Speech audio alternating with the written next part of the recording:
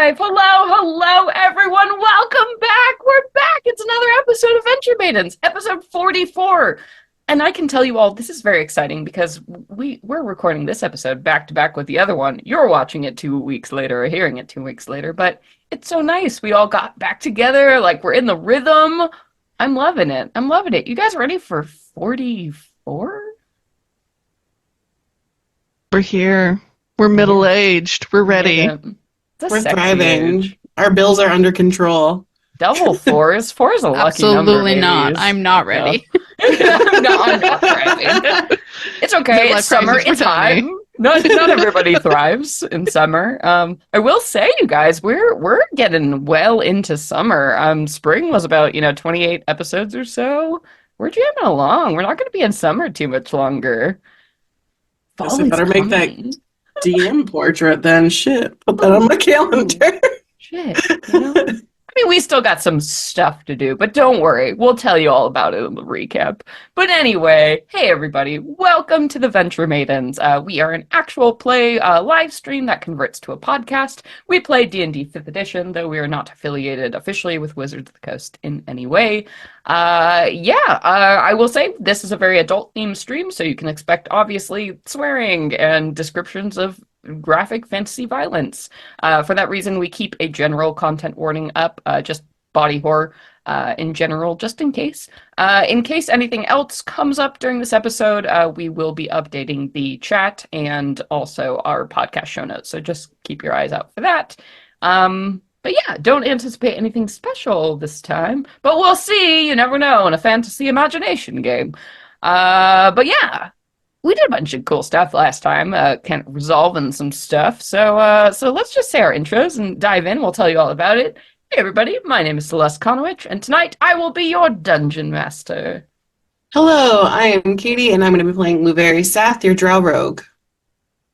Hello, I'm Nassim. I am your half-orc fighter, Tony Silvertail / budding druid. I like the budding. That's very Sage and Katie. You're just throwing that in there. I noticed it last time, but you did it again. So I'm sorry, Sage, to interrupt you. It needed to be acknowledged. I had to underline that. I heard it, everyone. Anyway, Sage, pardon. And I'm Sage, and I'm Aoife Flannery, your best bard. Yes. All right, budding druid and best bard and all that. Let's talk a little bit about what happened last time. It was good. It was like a processing episode. It was. We chatted mostly. Yes. We talked. We got our grievances out on the table, our concerns, our I think we're all still already aware of our prejudices and how much they keep us from feeling totally comfortable with Aoife's new decision to be a vassal of the Sleeping Court. We still are figuring out what that means. What that means. Yeah, we're all learning together. And admitting as a group that we don't know what it means. And it could be exciting or terrifying. So we're both. Yeah, I feel like it was a good episode to talk it out. I certainly, even from an NPC perspective, was feeling a need to talk some stuff out. So, hell yeah! What were some beats? I mean, Aoife, you were on the chit-chat side of most of it. What's up? What happened? So I think my dear companions rightfully are concerned about, what does this mean in terms of our safety, our security, our privacy? Very relevant discussions to our modern day. Yes, yeah. But wondering, being tied to a court and being in her fae form, that obviously has repercussions in terms of her ability to, very logistically get around, because as Rook had pointed out, not even members of the court can be in coven, whereas before we more thought it would be that you just couldn't have any altercations based on fae. Not fae, excuse me, like courtly politics or anything like that. But that denizens of courts cannot be in coven. It is supposed to be completely neutral, and the fae who are associated with courts who have been there have had to find some way to sneak in or employ other means of subterfuge. Like masking themselves somehow.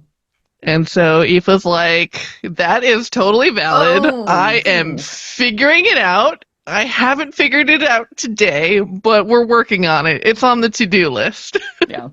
Yeah. And Aoife was able to explain, what brought her to this decision and how she feels afterwards, and that it feels something that feels almost fated or to happen, and that she feels very confident and with her decision, but is still, it's still also new, and with all of that newness and novelty comes some stress and anxiety as you're learning to negotiate it in day-to-day life. Yeah. Yeah, I think that's a pretty good summary from Aoife's perspective. Anything, Nassim, Katie, wanted to add? No, I mean, for Lou, while it makes her nervous, I think that after the time spent between them, she trusts that Aoife can make her own decisions and handle them if they don't turn out the way she anticipates. And it did benefit her already, so she's just there to support her friend's choices. Yeah, in fact, there was a little piece there, kind of at the end. Aoife maybe got her first taste of that kind of action. Want to tell us a little bit about that? What you dream blocked there? Oh, yeah. So as Aoife had come to the realization that she no longer has dreams herself, but though she can influence the dreams of others, after she had returned from her sister's dream, her youngest sister, Ashlyn, who's 8, returned from her dream and had found that Cooper, the house, was under attack by these desiccated and almost zombie-like Nuska who had been clearly under the effect of some kind of sickness or drug or something to alter their state of mind, their being, in order to make them come in and try and infiltrate and attack the house. And with Aoife's dream powers, she was able to repel this invasion. And she kept that quietly to herself, much like the Secret Service doesn't post every day about all the attacks they thwart. Yes. But it is, at least Aoife probably now has a growing sense that some of the dreams that have been reaching you all have not expressly been of the natural variety or given with the express permission of the actual sleeping court. Which I think all of you had started to suspect, but that felt like a very clear confirmation to you, Aoife. Anything else, Nassim, Tony, that you wanted to add? No, pretty much a lot of the same as what Lou said, with the addition, I guess, of I would have had a lot more reservations had Aoife not replied with the way that she did reply, saying that she really felt confident with the choice. I think she was expecting more of like a uncertainty and things like that, because I mean Tony's just not familiar with the Fae in terms of anything outside of battle, so confrontation is really all she knows with them. And hearing that she made an agreement that she's happy with is kind of unsettling, but at the same time makes her feel more comfortable with it. Yeah, okay. It's There's more like still a friend lot to be learned, right? Yeah. A friend saying like, "Here, I've totally changed my job. I quit my whole job, and now I'm doing this. But I wanted to do this." And you're like, "Oh, okay. So you did? Okay. I don't understand why, but I understand that you had reasons why, which feels better than just like, what? All right, bold choice, but okay. All right. Yeah.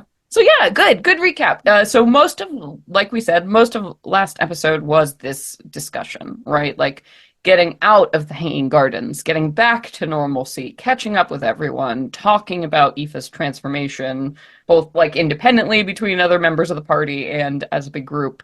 And then, leaving on that note. And I think Aoife learned a lot about her new self, learning some key details like no longer dreaming, but can enjoy the dream of others, no longer needing to eat, but still understanding that's something the Fae enjoy doing. Just a lot of changes.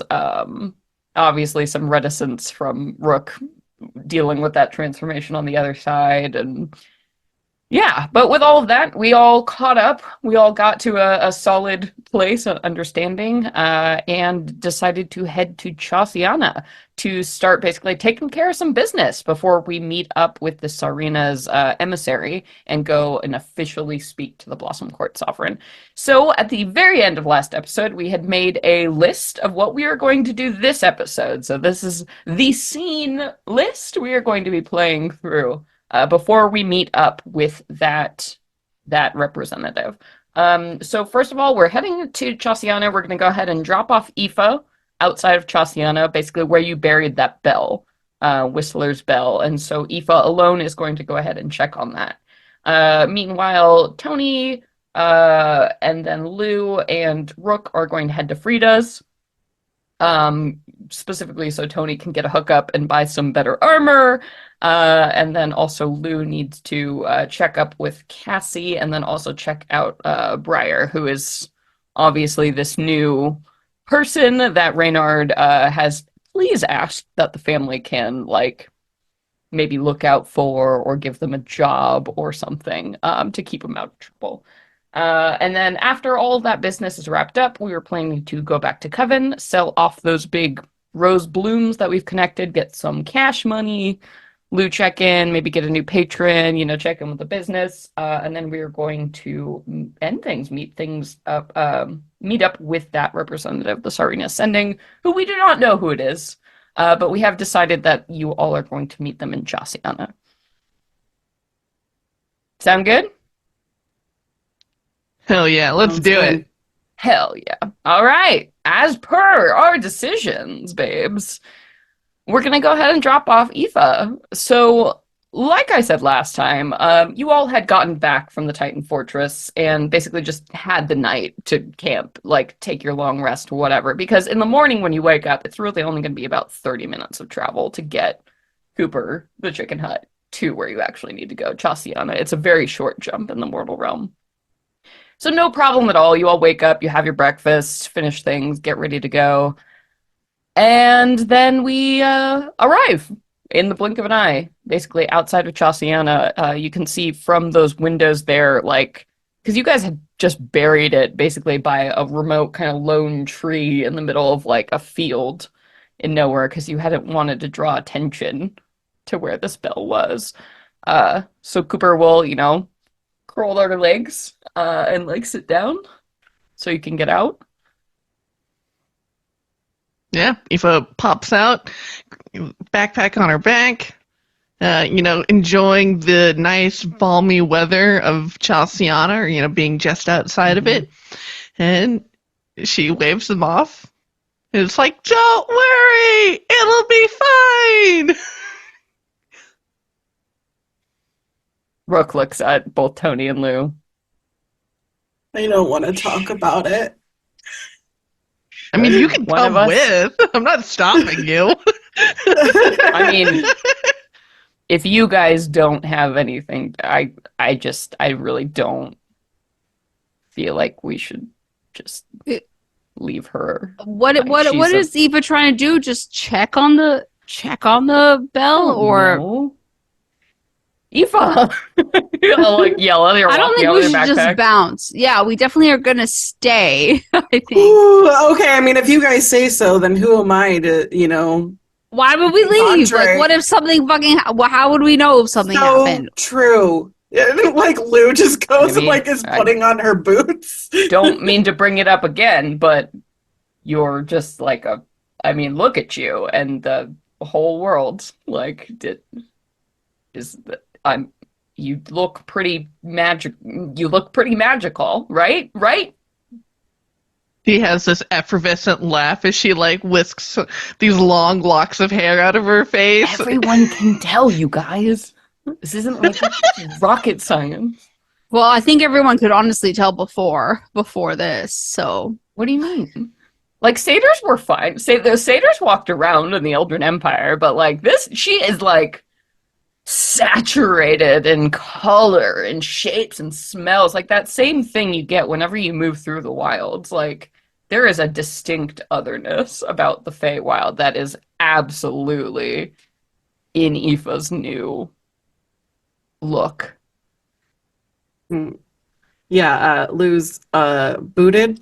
She has her backpack on, Yeah. and she gets down off of Koopy and like gives a little smooch to the side of the banister, and she pats it and is like, "We'll be back." And she like kind of like stands next to Aoife, and she's like, "I mean, group decision, so we're gonna come with you." And Aoife just, kind of waves you off nonchalantly, shovel in hand, and begins kind of digging around for where she had vaguely remembered that she had buried it, because it's been a couple of months and doesn't quite remember, and starts digging around somewhere around this tree, because you picked the tree Yeah. like as a general landmark for when you needed to find it again. So Rook will also, hop out and stand and kind of look back. Tony, are you coming? Mm-hmm. Tony's always with. So you all are sort of standing there in the middle of this like mostly flat kind of rolling plains. It's a nice day, the balmy, perfect weather that surrounds Josiana most of the year. It's not unpleasant as you heard like right of like a shovel. Why don't all of you make Okay, Elf and Faye, why don't you go ahead and make me insight checks? Our mortals, our half-orc, and our humans, why don't we just make some perception checks? Elf's distantly Faye related. I guess technically not in the Benjamin settings, but some weird shit. Weird magic shit. 22. Okay, I got a 14. Okay. 9 on that perception. All right, yeah. So, Rook will kind of like just, start sort of smelling the air, like it all of a sudden gets like a really weird look. And then also Aoife, as you're like digging into the earth, a feeling of wrongness is sort of the best way you can describe it. Just like sort of passes over you. Like that feeling, like when you suddenly get goosebumps and somebody's talking about you, right? Like that, like something is weird here. Maybe watching. It's just, And Aoife visibly shudders as almost as if a chill breeze has suddenly passed over the back of her neck, and she straightens up immediately and begins looking around. Lou will go ahead and put on her glasses, and she'll press a button on the side to look for magic. Oh, cool. Yeah. Cool. Let me look at it real quick. Just look at something real quick. Meanwhile, let me just pull up these glasses really quick. I am just wondering, does detect magic? You can't see invisible things, can you? No. Because see invisibility is a different spell, isn't it? But I do believe I have like infrared too. Like I can switch through the different. Okay, so I think in that case you would throw up your detect magic, and you don't see anything. And well, that's not quite true, because you do see something magic in the ground about 3 feet down or so, because that's about the edge of detect magic. So something that you would probably recognize as like the bell, right? It had a magical signature. Mm-hmm. But otherwise, there's nothing that would warrant this kind of feeling. And even Rook is like, looking around again. She seems to have like smelled or something. She's like, "Did you hear that?" You all have heard nothing.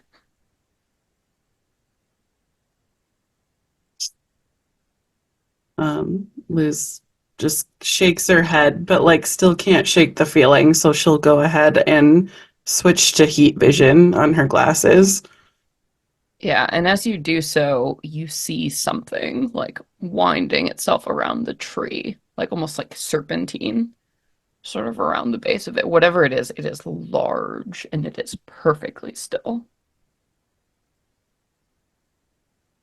Uh, she is What did going. you hear? she, And Rook says, chimes like bells. Lou will cock her chin towards this creature, and she just says, like, serpent, 12 o'clock. And like as you say this, you all hear a like something big exhaling. That and you see that whatever it is sort of unwinds itself. And then the air around this tree flickers like a heat mirage. Actually, the whole area around you starts to shimmer as like this kind of this almost this dome-shaped bubble kind of appears, and you can see that the grass around you turns almost like red and black, and the air is filled with ash. It's like all of a sudden this like almost illusory setting appears around you all, and you feel heat, and something like the air just becomes stale and strange. Just like this withered tree is now presenting in front of you, and this thing appears. Now you see this thing has chosen to reveal itself to you. And what it is some kind of long, perhaps serpentine thing, like wrapped around this like top and mid of this tree. I mean, based on the size of the tree, this thing is probably going to be at least 10 feet long or so. And you can't really see what its body is comprised of because it's like got this black cloak like draped over it, but you can see like clutching on, holding it to the tree are these long clawed humanoid hands. And as it rustles and moves, you can hear distinctly the sound of like chimes or bells, something coming from whatever is underneath that black cloak. And as you, Aoife, in particular, are hearing those sounds, they just grate against your mind. You can like feel the reverberation in your bones. It's just like the worst headache you've ever had. Like with each like gust of the wind rustling, whatever this thing is, it's just grating against you. And it says in this low voice that you all can hear, What? What is it? It is not a Corellin. What is it? And like as you're standing in whatever this nightmarish shield is, it is constructed around you, it seems to be talking to all of you. Hmm. We are travelers, not Corellans. And what are you? Why has it come here for a bell if it is not Corellin's? It was a bell gifted to us. We felt it was safer to keep it here. It is lying. It is lying. Why does it travel with a fae if it is a lying Corellin? And you see it like kind of moves like whatever its shimmer is, and Aoife just a roar of pain, splitting like lightning, cracking you open, moves through you as like this jingling comes from underneath it, and there's a do not play with us. We will hurt its pet. Aoife is gripping her head as if something has just stabbed its way through her skull as she lets out this hiss of pain. Lou puts her hand on Eva's shoulder and sticks out a finger at this thing, and she goes, "You settle the fuck down and I'll tell you, but cut that out." Or we'll fucking hurt you too. Again, like that kind of like mucusy like laugh comes from underneath it, but it goes back to being perfectly still. Explain. We got this bell, which was stuck inside a Fae, and we hid it so that the person who wielded it before couldn't find it. We were checking to make sure that it was still in place.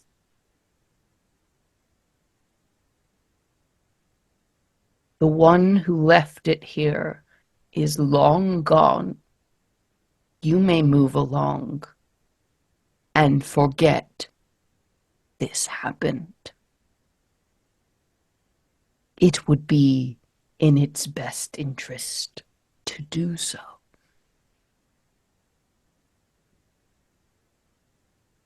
Lou just like turns to them and she's like, I don't know what that is.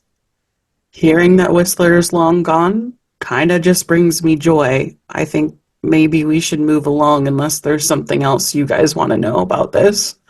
Yes, it should move But along. the one who left it here was me. Is she saying I'm long gone, or my past form at any rate? Or does it mean Whistler leaving it in the creature? I don't think so. I mean, I heard it as the one who left it here. Yeah, And that was literally us. here. That was literally us. But I still don't take comfort in it. I don't know. What is? Well, why don't you answer? What do you want from this, Aoife? Are you trying to take the bell back, or just what are you hoping to do with the bell from here?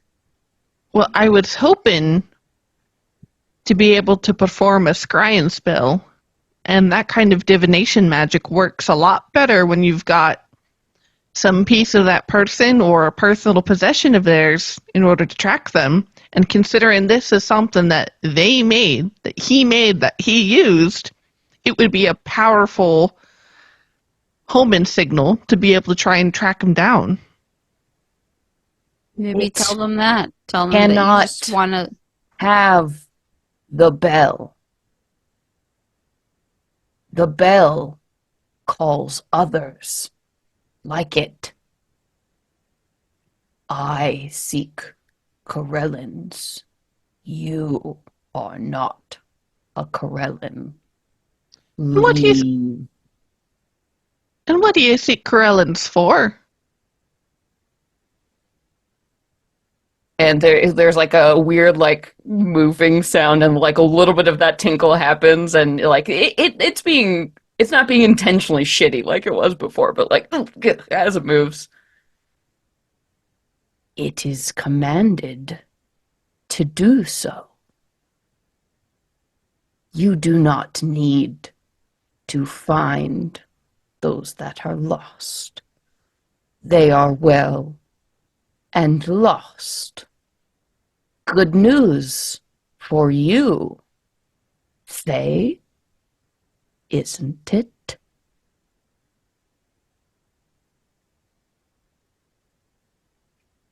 Well, what would you say if I were to suggest performing my spell here with the bell and then leaving it in your possession? It wishes to see what has become of the one who had this bell. Quite. Considering my current form, I think it'd be best if I kept tabs on the people who have become well and lost. Such information is useful. Make me a persuasion check. Would you say this individual is neutral at the very least to us? Currently it is neutral, yes. Alright, I will get advantage. Thank God, because that was a natural one. Yeah, it is not yet hostile. It has only said leave. It has not actually threatened you beyond being shitty and moving its body. It clearly knows it's in a position of power. It doesn't feel it needs to be hostile. So that is a dirty 20 from me. Okay. The thing, and again, you can't tell because there's no face, and this thing is completely alien. And you also, Aoife, this is not a fae. You know when you know a fae, and this is not a fae. Whatever this is just like a huge black stain on all of reality. So you say that, and it goes quiet. Fine. It makes no difference. See how it suffers. I will wait. Very well. And Aoife will take the time to dig it up the rest of the way. And it waits, as promised, doesn't move, but every, so often a breeze comes by, and that's just the tinkling taste. That's like those, God, whatever that chime is, whatever that sound is, just like, oh, you can't stand it. And I think much like if you've ever checked if a D battery has juice by putting it to your tongue and you feel that sort of zap. No, but yeah. Aoife very much feels the same way when she uncovers this bell, and she touch it. Yeah. Yeah, and so like much as she had felt before in the dream with Penny when she was a fae, and she had touched that silver, that cold iron. Yeah. So she can't help but it's just like she's got to put her hand on the hot coals and feeling. Oh yeah, it burns your skin as you touch the actual bell. Like, out of curiosity, you just do it. So you have to like grip it right by those like wooden handles, right? Because it just singes your skin. The contact of cold iron now is no bueno for Aoife. And she yanks her hand back and flicks it off and blows on it, and then she very carefully tries to pull it out by the wooden handles. The whole process, like even being by it, it's just you've never felt anything like it. The nauseousness and the sound and the And then she pulls out Suwon, and from using Suwon, she starts playing something that is kind of like because she plays something that reminds her of Whistler, and so it's this kind of like heavy, just almost kind of drum beat of playing, and she casts Scrying, so it takes 1 minute, and using his bell as this focus for the spell, which makes my DC drop by 4. Yeah, it's quite a bit. Yeah, I think you've met him personally too, so it's no negative there. So yeah, so because I am familiar with him, it's and because I have one of his possessions, it is a -9. Okay. I'm going to say he doesn't try to resist you. You feel no resistance at all upon the target of your scrying, so you're good to go. And that's one of the things, like, you have to make a save if you don't want to be found or scryed upon. That is not the case. As you're, like, vision clouds, and the music takes you somewhere else, somewhere dark, really dark, not like natural darkness. This is something even you can't see through. It's a supernatural darkness wherever you are. And you can see this sort of filmy outline of something, almost like a gelatinous wall of some kind, and you see Whistler suspended beyond it. Just still, like exactly as you saw him last, that like, ooh, that reaction, but he's inanimate, and there, but you can see the eyes are open, and whoever it is, this this person has to be conscious for you to like use the spell. They're not dead. And just sort of that frozen there. And as you're taking in this and like scanning your eyes around the rest of this darkness, you feel something coming towards you from where you are, and this shape emerges. And it takes you a while to see what it is, but there's like two of these glowing, like oversized eyes, like these golden eyes with these like slits down them, and sort of a wet, slimy green face kind of comes into view. It's almost like a distended, like oversized frog. Something, and it gets very, very close to your sensor, and you can see that like filmy golden eye looking. And it looks to the left and looks to the right, and your sensor can kind of see that there are other of these gelatinous walls in the darkness, almost like these pod-like things, if you had to guess. And it looks back directly at you at the golden eye and says something, a language you do not fucking understand. I'm assuming. What languages do you speak, Aoife? Common, Sylvan, and Elvish. You do not understand what this is, but it sounds like hell is fucking talking to you, is what it goddamn sounds like. And there's and you see the thing, like this little reptilian finger, and it goes, and you see, like, it disappears between, like, putting out a wick on a candle. Your spell ends. And Aoife just lurches back, and she immediately looks to the three of them. She says, "When we're on the way to Frida's, I'll tell you everything that I saw." And she'll turn to the creature that has snaked its way around this tree, and she says, "I'll bury the bell again if that's what you desire." No. It will take it somewhere else, so it cannot find it again. I hope it is satisfied over curious little fae. Dreams have no quarter where my master dwells. And who, pray tell, is your master? Like it would tell you. Leave with your filthy lives while it still can.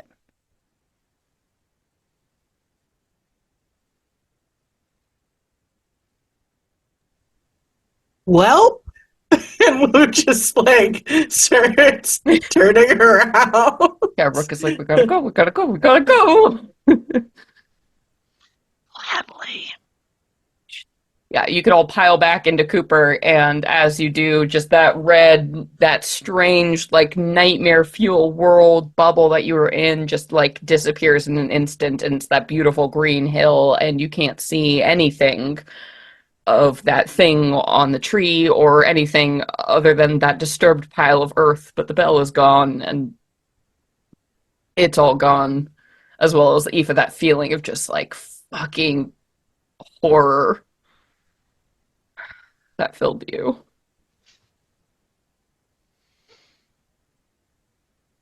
Yeah, I think she has a quick retch. Just kind of that just involuntary. Clear that out. Everything about that was awful, awful, awful. And then, once I imagine we're probably not going to park here now, given that. So as we step into Cooper on our way to wherever it is we want to. On the other side of the city, park up all the way over there. Yeah. Aoife will recant everything that she saw with her spell, and she would also like to do an Arcana check. I presume Yeah, this man, thing on is what? not natural. On what? Which thing? Because shit, you just saw a lot of fucking shit. We just saw a lot of weird shit, but I think primarily on the like amphibious reptilian creature. Because I think that will be the best hint to determine what else is going on around that. Yeah.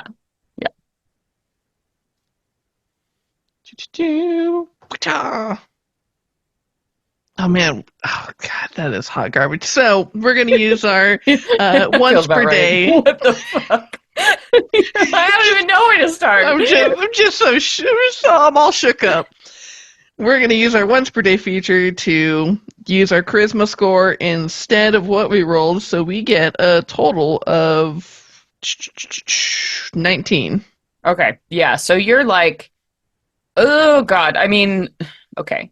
Things that sort of like it was sort of a humanoid frog creature, so I mean it could be some kind of it didn't read to you as like a frog, like a were frog, right? Or like, you know, those people you sometimes see with the animal heads, right? That's a fae thing. It's not, something about it didn't read that way to you, but you do know that yeah, there are some kind of demons and devils that might resemble frog-like things, and that voice, like, while you don't understand it, like, hell was what was going through your mind. That kind of, and you've heard, like, pieces of, you know, infernal or abyssal before, the language that devils and demons speak, and that feels right. And what occurs to you too is like your scrying, it creates an invisible sensor, right? So whatever it was, it could obviously see your invisible spell and interact with it.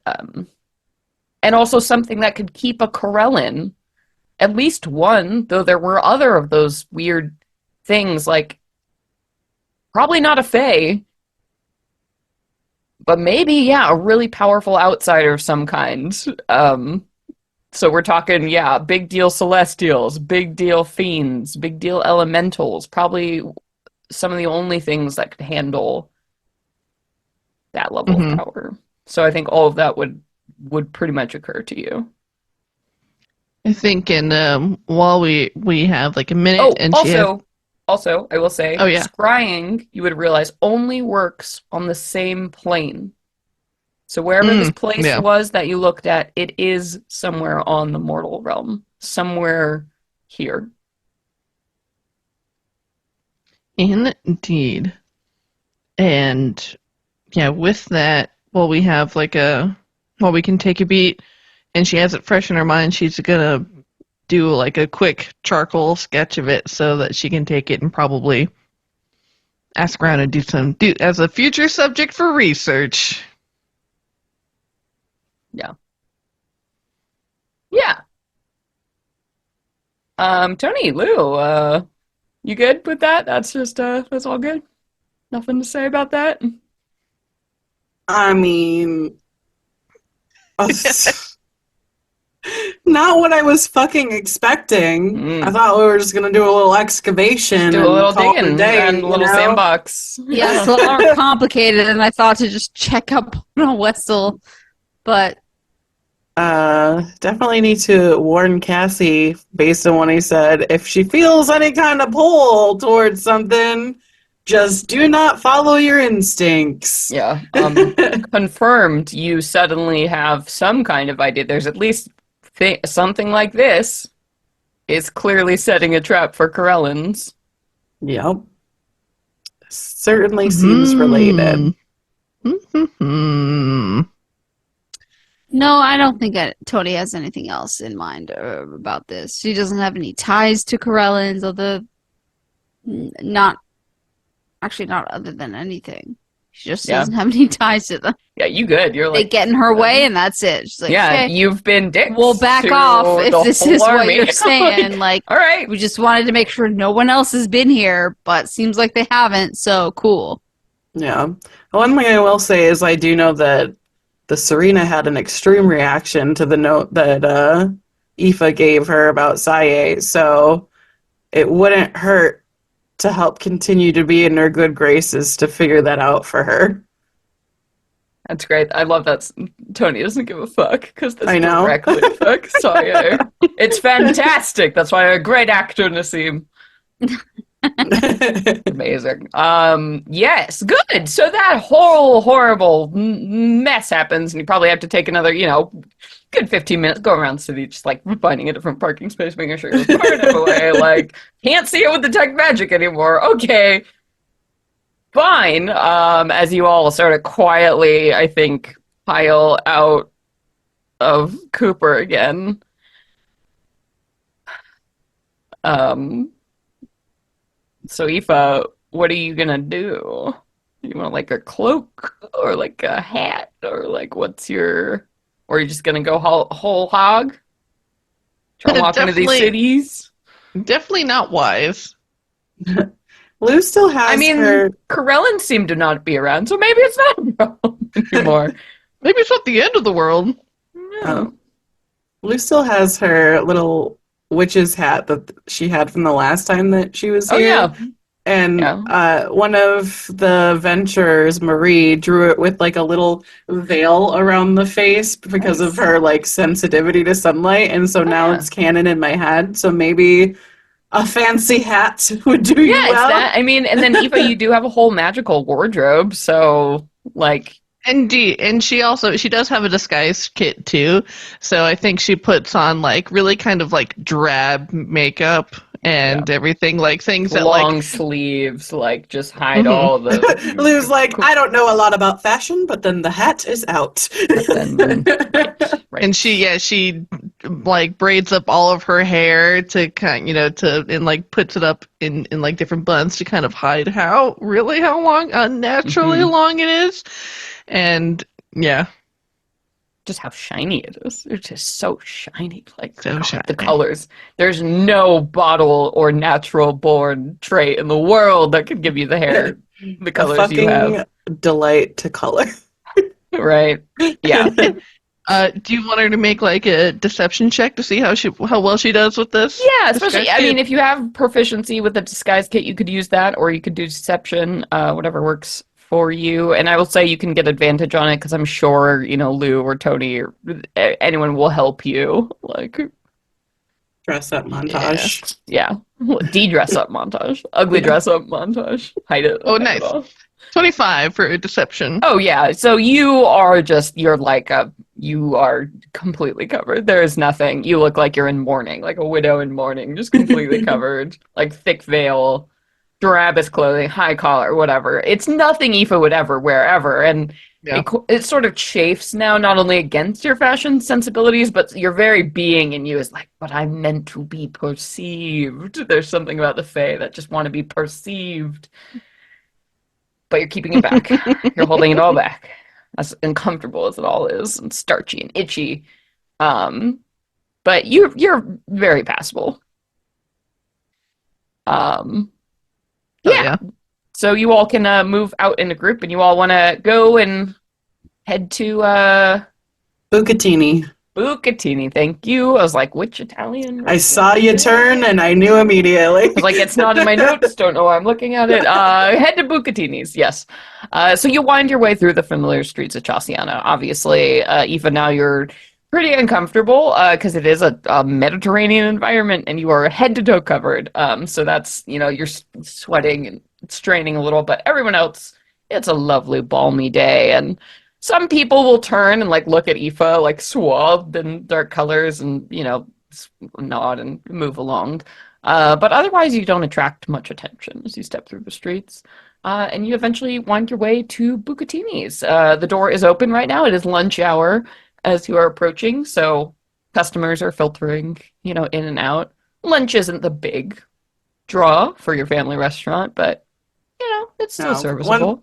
once you eat a plate of that pasta, you're not doing anything for the Yeah, rest of the exactly. day. That's That's like a dinner either meal. a Sunday lunch, you're like, I don't care, like, or your dinner, right? Yeah. Yeah, Yeah. so yeah, you step inside and there's like, a halfling you don't recognize behind the wait counter, who as you like step up, yeah, like seasonal hire. They always, giving them temporary jobs and stuff. Not everyone is in the family, right, to maintain appearances. Mm-hmm. And steps up though and clearly looks at you and is like, are you, Lou, right? That's me. Is Mom Oh, home? yeah. Mom told me to, send you up if you ever came in, unless do you want a table in the back or go right Oh, upstairs? Whatever. yeah, no. We'll just we've been traveling, so we'll go right up. Okay, yeah. I think she's up there right now. So, well, can I Thank get you anything? Oh, don't Literally anything you want. please don't trouble yourself. We might come down for a meal later, but just it's all good. Okay. Oh, it's so nice to meet you. Like puts out a hand. She like takes it and kind of like gives it a little shake, and she's like, "You're doing great." And just like Hey, walks. thanks. Could you just tell your mom? Really like this job. Sure thing. Okay.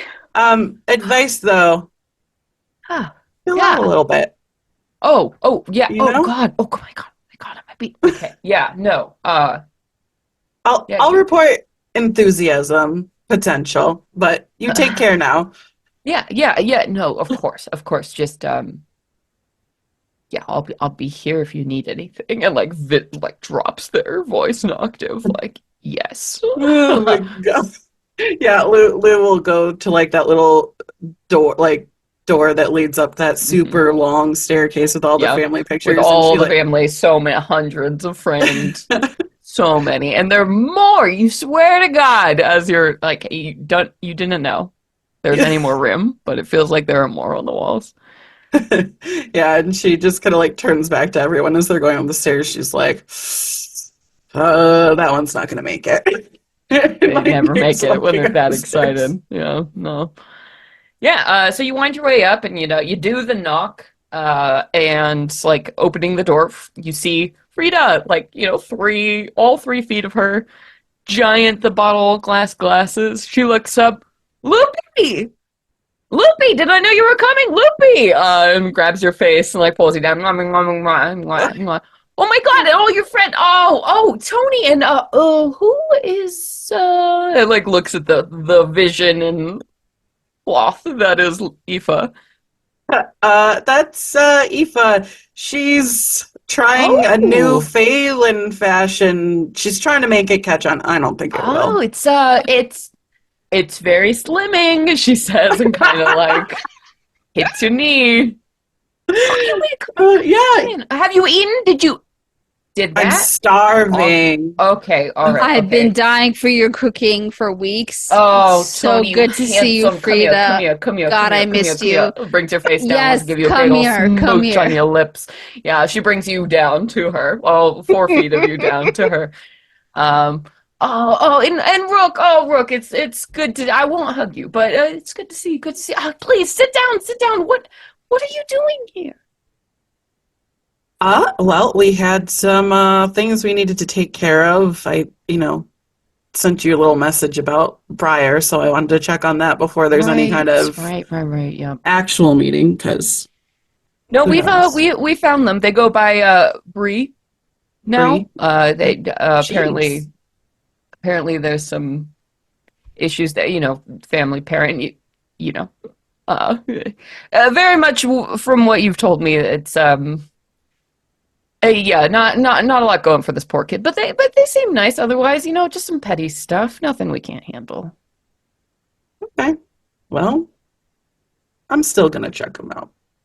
Yeah, Who knows who they are? I yeah, can tell them a little of bit. course. What do you want, Tony? Are you starving? You look like you haven't eaten since you left. Oh my God. Okay, hang on. I gotta go downstairs and I'll take care of this. Ah, I'll be right back up. No, you sit there. You make yourself comfortable. You look exhausted, Loopy. You look exhausted. It's not good. It's not good for the complexion. okay, Squeezes one you. thing, Ma. Is Cassie here? Oh, Cassie, is Cassie here? She looks around the room. Cassie here, like looking at Aoife and Tony. She just No, no, Lou sweetie, turns bright red. she's not actually staying here. She has friends in the city. That one's pretty well connected. Oh, Good. But Well, no, she's let's. nearby. Don't you worry. Cassie isn't too far away, right? And like whaps Aoife on the leg as she passes by. Okay, sit down, sit down. I'm gonna feed you all. Stay here. Okay, And she's okay. gone. She's out the door. And Lou just like collapses into a chair at this super long buffet style Consumed. table. And Consumed she, by pillows and like Afghan. You're like, oh, yeah, yeah. and she just looks so at peace on this seat. And she's like, well, let's talk to Mom a little bit. We'll get you a hookup for that armor, Tony, and take care of business. Since we're in like the Sounds good. safe Since we're in like the safe house and like the cool environment, Aoife takes off the hat and she fans herself with it. Your hair just like flows without wind, like around you, filling the whole space. Lou just looks at her. She's like, Mom's gonna be so fucking confused. I don't even know how to explain this. Magic is so weird. I need to Magic work is on that. so That's all you need say. She shrugs. Magic is hard. I'm gonna refill my wine, but I'll be right back. Uh, well, so I I'm gonna have to take off for a bit later, if you guys don't mind. She like shifty eyes around and kind of like looks through her bag nonchalantly and pulls out a box of cannolis and sets it down in front of her. If you catch my drift, and she taps the box. I get it. I get it. But Drift off.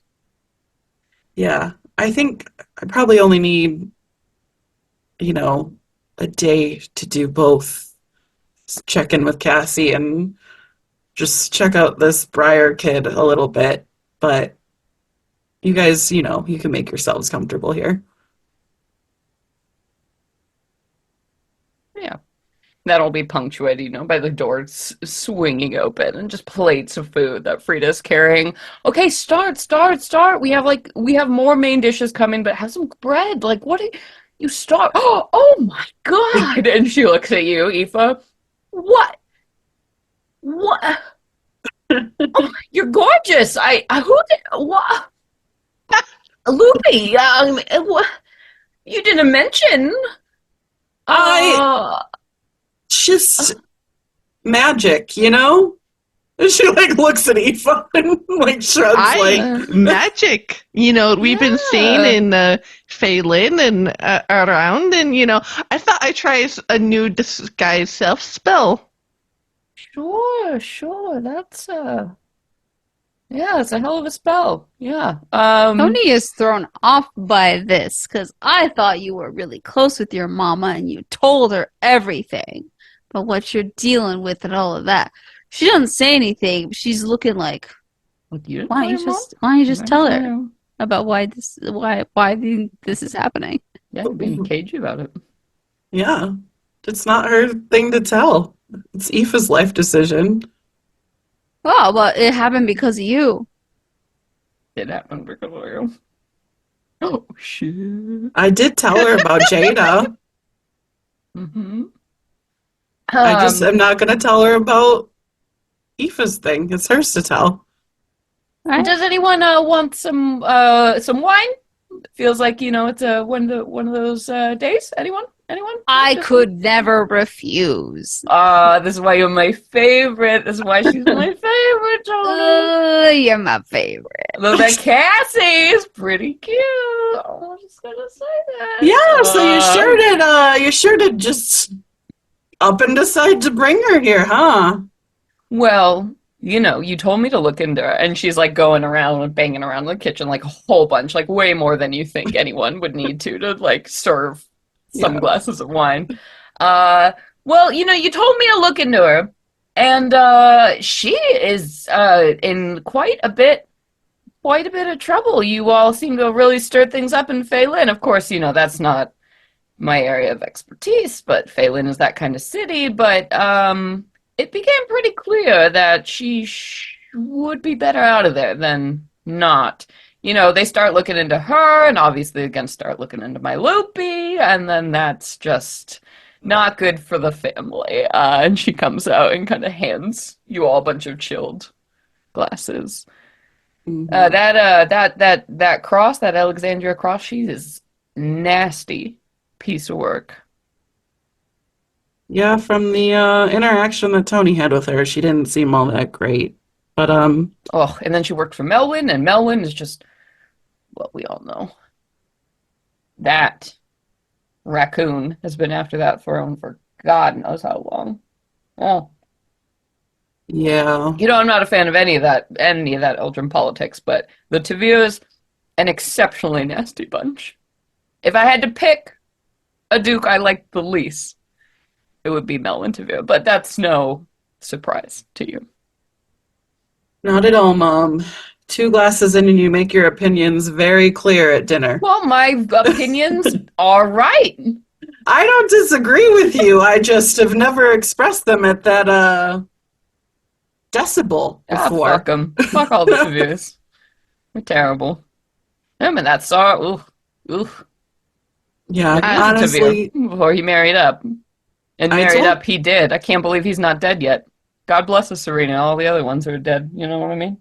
yeah, I told you all about what happened, and honestly, I wouldn't be surprised if they were behind everything, but it's not exactly something you can proclaim out in the open. No, no, no. That's why we don't live there. Phelan, nasty city. At least the weather's good here. True. Uh, Speaking of looking into Cassie, I know that you're Oh, yes. look. Oh my God, Ma. What? I just, I like her. She seems nice. Well, that's what I wanted to ask. Not only did I ask for protection for her, but did you find out anything less than good? Well, and she kind of looks, at Aoife and Tony and Rook like, we cool to talk about this here? Yeah, you can talk in front of them. Well, obviously the Krellins are incredibly private, and there's not a lot I can learn about specifics, but from what you've told me, everything, you know, checks out for the most part. She was in Ashtar for a very long time. Before she was there, what would some would consider a full training cycle, she left, and her job with the university all seems above board, and she's done quite a bit of traveling and involvement in these sort of Fey consulting cases. Quite a bit more than most mortals, I suppose, ever really survive. So it would make a lot of sense that she's got some kind of extra training. But at least on paper, Loopy, she seems okay. Who smiles ever so slightly, and she's like, "Well, that's good. I I don't like getting things messy, so that's promising. Yeah, Um, Thanks yeah. for doing Two that. two living parents. She doesn't call them enough, but that's typical. Not everyone can be as good of a daughter as me." I know. Don't I know it, Loopy? She smacks your cheek. Uh, all right. Well, with your blessing, then I think I might go visit her later and just check in to I see how she's bless, I doing. bless. It's been a long time, Loopy. I am so aware of that more than literally Oh, we're anyone. all aware of it, Loopy. It's not just you suffering in silence, okay? Okay. Well, anyway, my next subject, Tony here, a big beefcake, Oh, you want me to fix you up, Tony? Thank God. She laughs. fixed up with armor, maybe. Do you got a guy? Just some small improvements. I want to step more into being the first line of defense for these two Oh, of course you wonderful do, you companions I have gorgeous, here.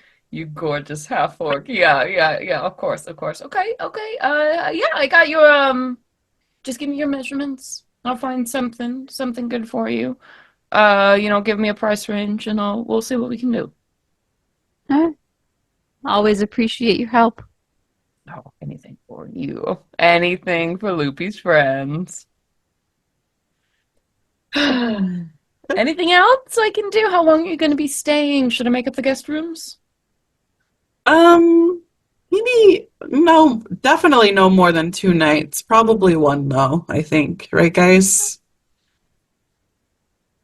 I can't say I want to leave any sooner than we need to. I love spending time with your we love family. having I you love here. being around your mother, Frida. You're such a charm. Oh, you're such a charmer. Oh my God.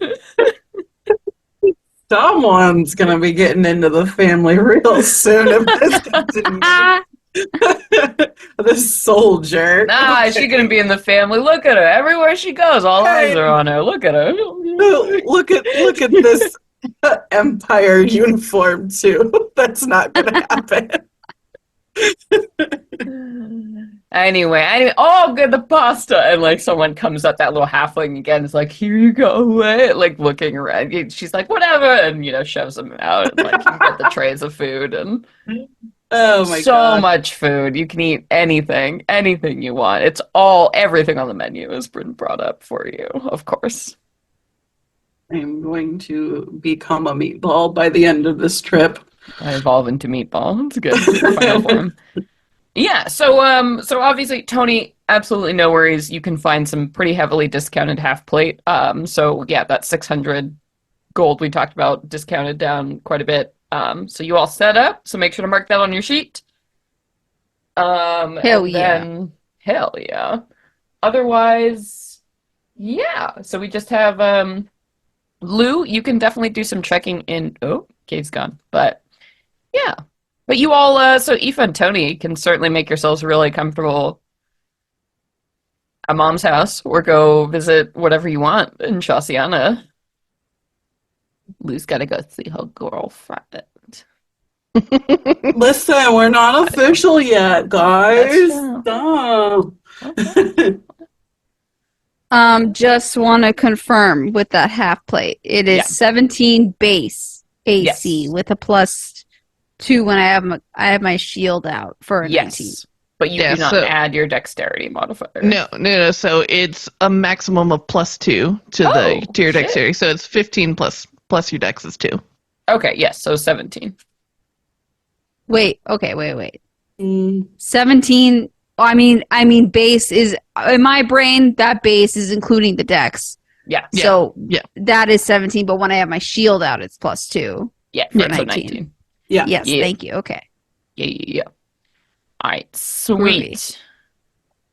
So cool. Aoife, Tony, you can settle in at the house. You're gonna play some, I don't know, Monopoly or whatever. I imagine all the family board games.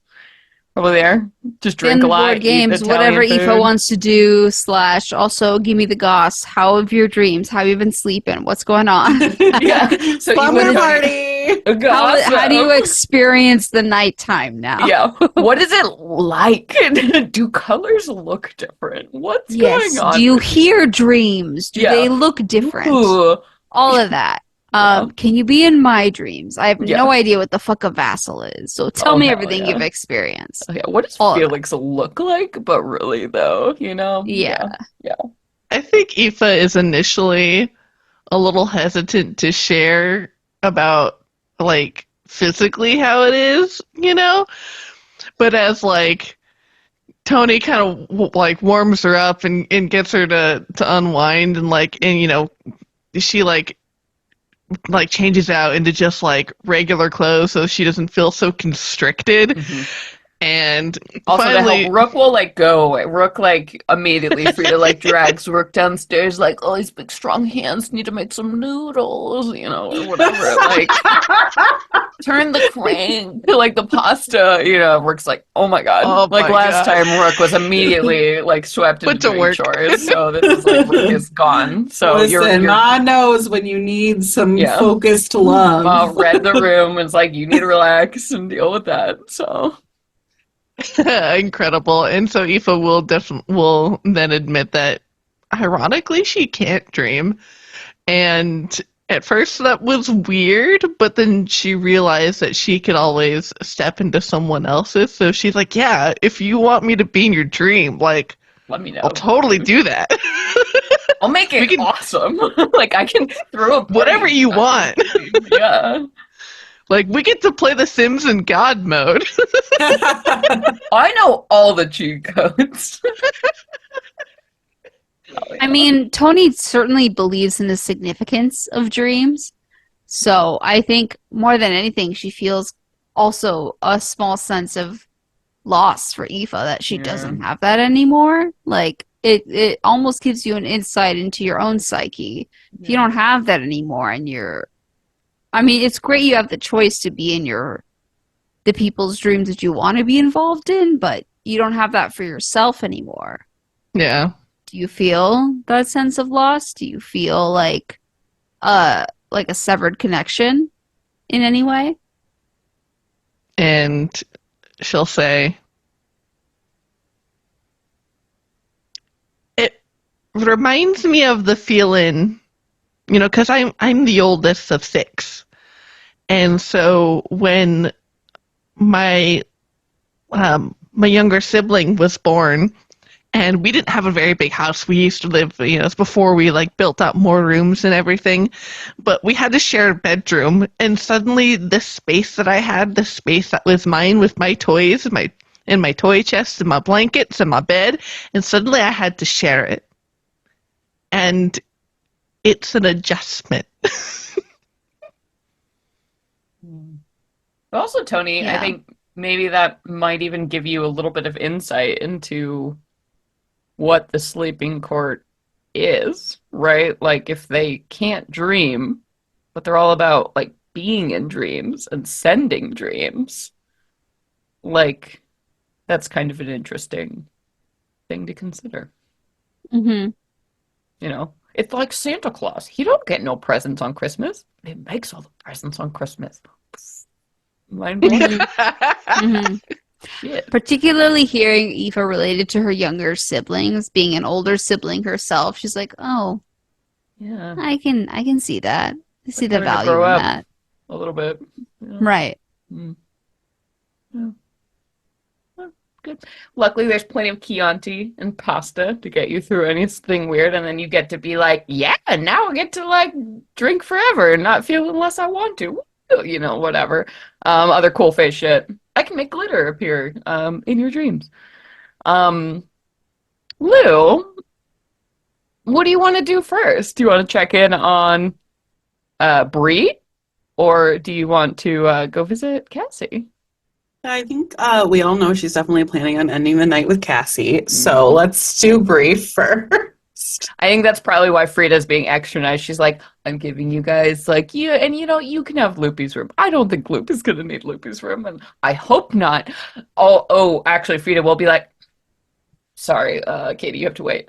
At some point, in the middle of hangout sleepover, Frida will come up and be like, now listen, okay, Tony, Aoife, clearly your Loopy's best friends in the whole world, and while I've met Cassie, I just wanted to get a read. What do you think of Cassie? She's something.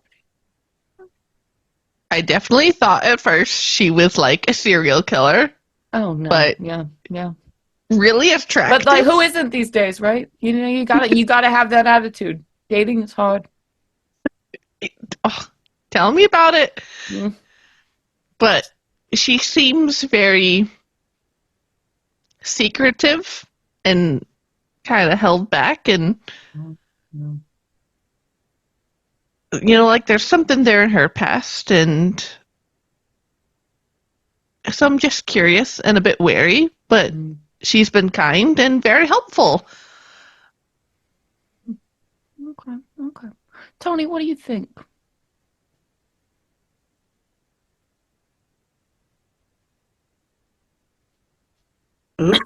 Remind me who Kel is? Oh, Cassie. No, sorry, not Kel. We're Kel talking about Who's Kel? Aoife's sweetheart boyfriend from a million years ago. She hasn't spoken to in forever. It'd be who are you now?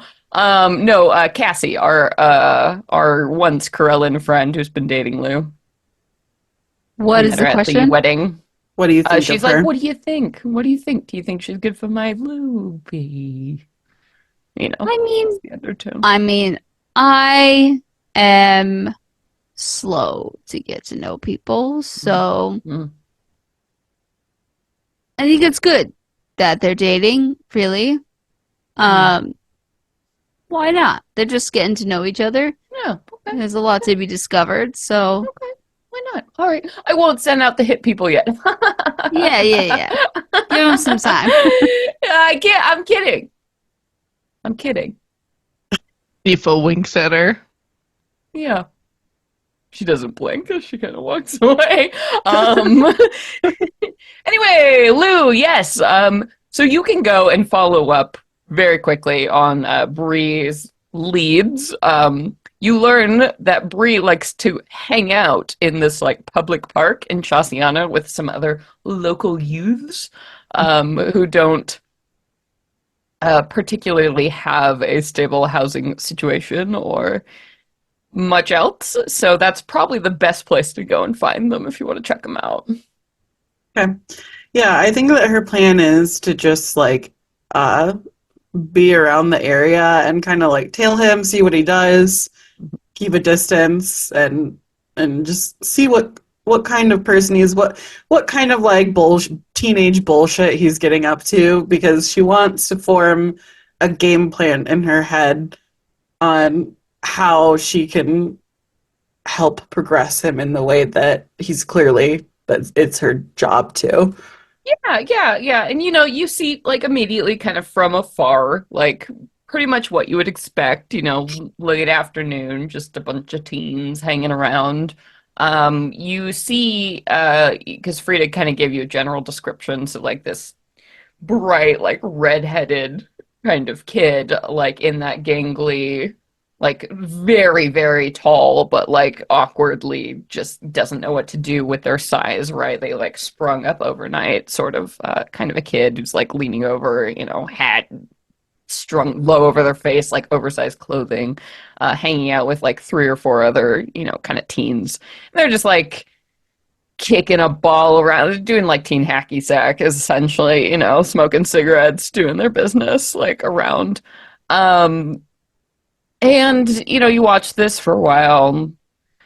It's kind of boring, nothing notable. Like, maybe you go grab some food or like, go to the restroom or something. And immediately as you like come back around the corner, you see Bree is like standing there. It's like, hey, lady, why are you watching my friends? I'm just hanging out in a park. You some kind of cop or something? No. That's cute though. Um, okay. So what do you want then? You're creeping me out. I'm just observing to see if you're cut out for the big leagues. Make me a perception check. Okay. Mm-mm-mm-mm. That is a 12 plus 4, 16. Okay. And they rummage kind of around in their like deep pockets and like pull out like one of the knives that you wear, like strapped hidden on the side of your person. Is like, I don't know, you tell me. Get out of here. This is my park. She just like laughs and like takes it back. And I would like to try to one up him and while she grabs it back, steal something off of him. All right, here, let's go. Sleight of hand versus my perception. Yes, okay, that's a 16 plus 7. Math for 23. Okay, so you like go in, right? Make a like that move. You're like, whatever, kid. Try to turn Mhm. away, like whatever distraction it is, and you like. There's the sudden puff of something. It smells like autumn leaves, right? Like as you're moving through, and this person, Bree, is like suddenly about a foot back from where you thought they were. It's like there's this sudden like shift. And they're like staring at you with these eyes that are just like too green and canine like as they're like, who are you? What are you doing here? Stop. You need to go. I need to go in my city? I don't think Yeah. so. Just leave me alone, okay? Calm down. Nobody's here to hurt you. You come down. You come here in the middle, like, assuming you know me. I don't know you. I'd like to get to know what you're capable of to see if maybe we can work something out. Whatever. Blue just takes the knife back and puts it back where he got it from, and she's like, "Are you hungry?" Uh, Yeah, I guess. What's it to you? Because nobody should be hungry, and you look like you could stand to gain a few pounds. Come on, I know a place. You gonna murder me or whatever? Oh my God. No. If I was gonna murder you, you'd be murdered. But why the Well, fuck would that's I do that? comforting. Yeah. I don't know. You're just a fucking kid. Come on. All right. Hey, in case this chick murders me, look at her, okay? And he calls back on the friends. And they're like, yeah, whatever. Lou just kind of like cups the side of her face cutely and like throws some deuces and is like, come on, let's go get some food. Yeah, they're like laughing, pushing each other. He's like, yeah, all right. I want two of everything. Okay. Okay, fine. You need to stop taking yourself so seriously, kid. Come on. And she kind of like drags him over towards Bucatini, Hmm. and pulls him into the restaurant and kind of waves a hand at the person out front and takes him to one of the back rooms Yeah, that's that kind of more halfling will come out secluded. and be like, oh, you're back, and you brought a. It, like looks up this like kind of dirty like street kid. You've brought a friend. Yep. We're just customers, though. Okay. Yeah. No worries. And clearly Bree has like the chip on the shoulder, like passing Hmm. by, like ready to fight any person who like looks at them too Hmm. much, right? Yeah. She sits them down and she kind of just like waves a hand and throws like a sign for two Mhm. to somebody and like she's like, okay, I put our order in, two of everything. So, Bree, I hear you're called. Yeah. What are you doing, man? You got talent. What the fuck did you even do at the park? Just poofing out of nowhere? That's skill. Did, Not many people pick shit off me. I'll tell you that. it's not something I want to do. It's just something that, it's something that I do. I So don't who know. are It you? just started happening. Okay. Whatever. And I can tell you are getting by doing this, so Yeah, who are yeah, your it's fine. It's marks? whatever. I don't know. Just I don't know. Anyone who looks like they don't need it. Not a bad I way don't to steal do from it. like babies or nothing. Damn. That would be really embarrassing if you did. Yeah. Well, Whatever. that kind of mentality, stealing from the people who don't need it, I think is something that could get you a pretty comfortable place if you knew the right people. You sure you're not a cop? I am so sure. Okay. Yeah, sure, whatever. All Not right. like I can get a job. I'm not gonna go into school. These fuckos. Okay, well, knowledge is power. I'm going to defer from your viewpoints there. Um, but if you want, I can help you get that more comfortable life, and then maybe you'll find yourself in a position where you don't have to try so hard. And maybe one day you'll pick up a book because you'll have free time. My God, please.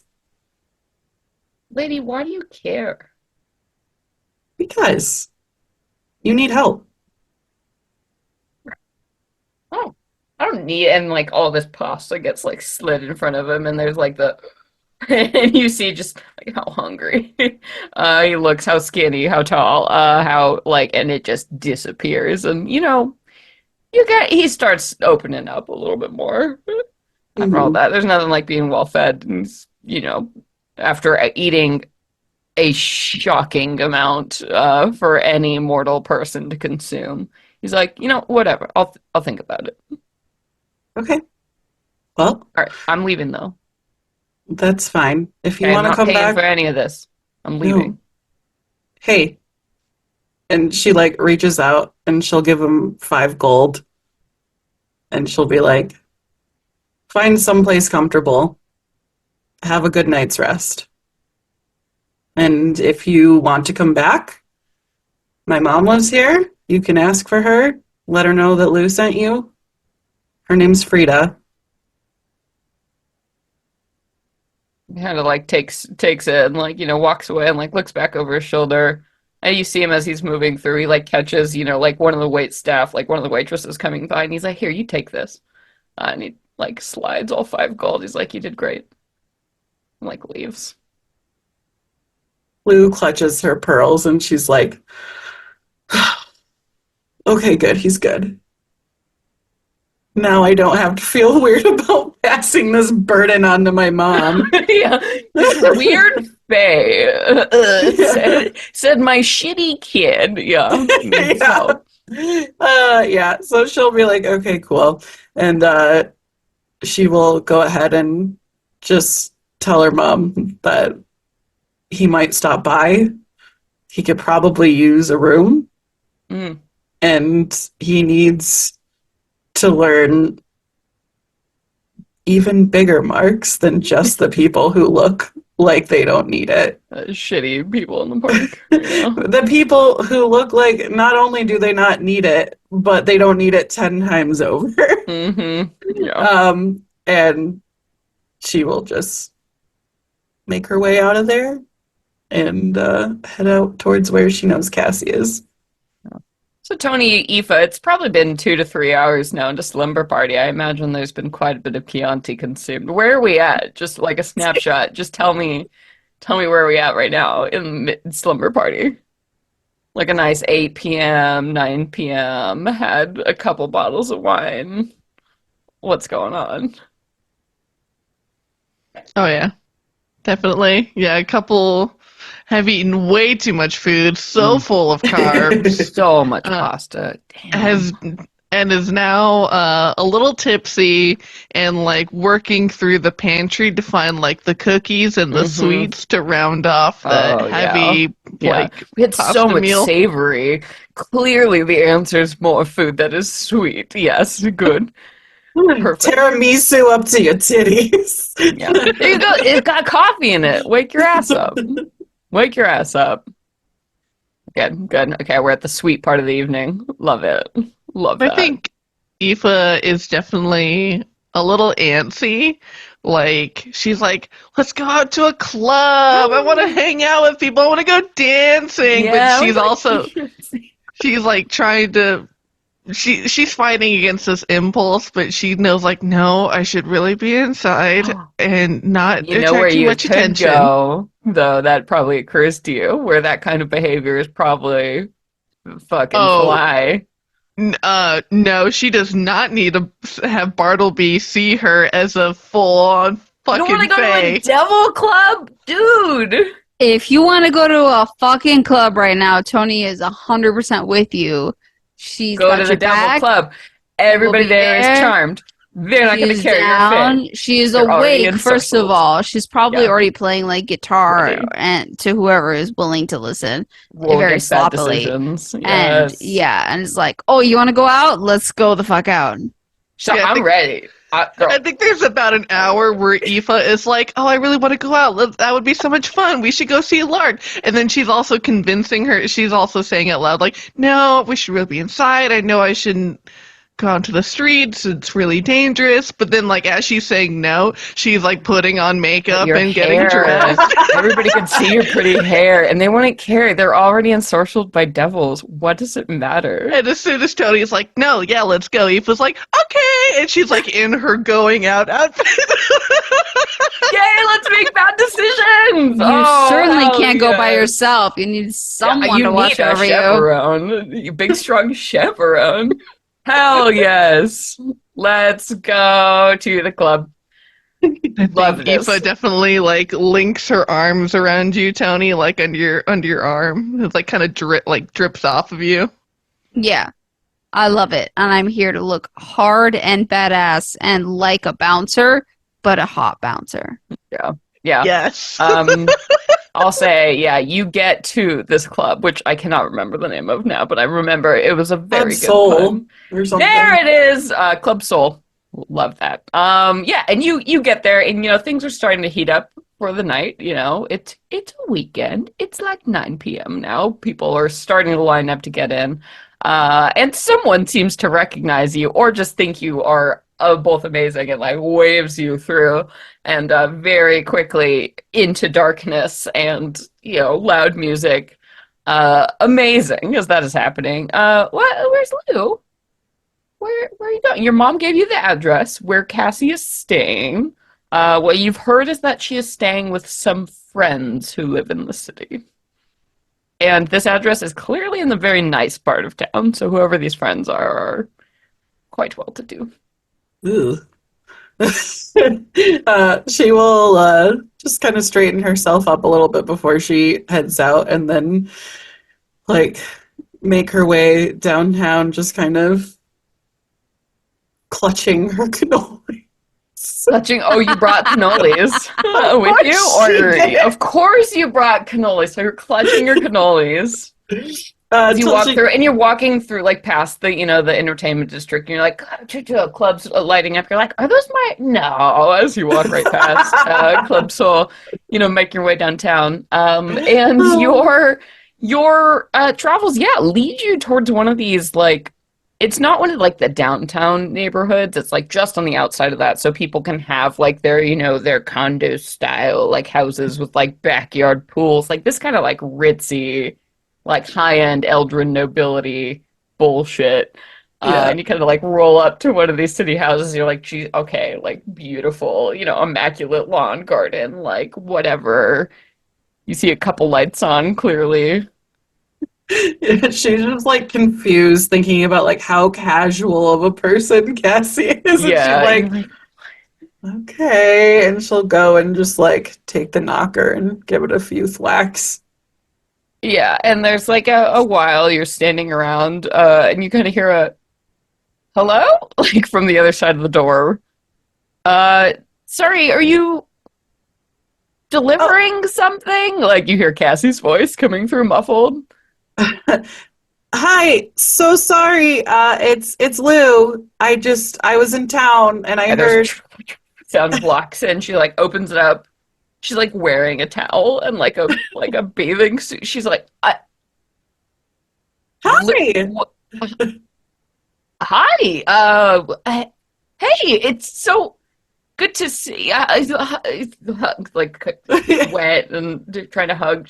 I don't come in. Yeah, what swanky place. Who do you know? Yeah, they're my parents' friends. It's just sort of staying here. It's empty. There's no one here. They're gone doing. I don't care.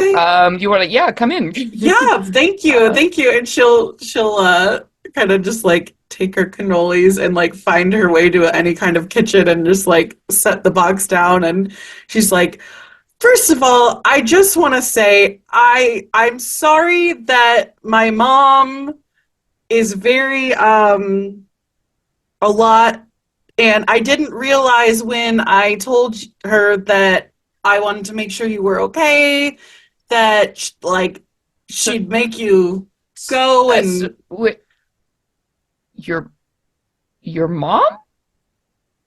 Frida, right? You talked to her? Rita is your mom. Yeah. Oh, okay. Oh, So she didn't. I didn't know that you didn't know. I mean, no, And I just she I.